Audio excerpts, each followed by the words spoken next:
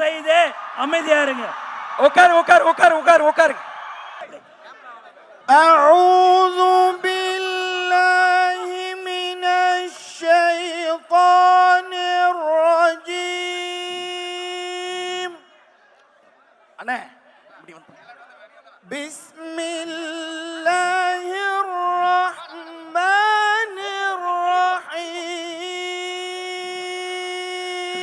போது போ. கரெக்டா நடந்துங்க.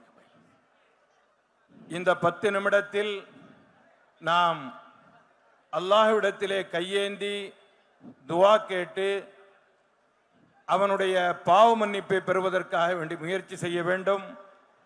இப்பொழுது துஆ கேட்கப்படும்.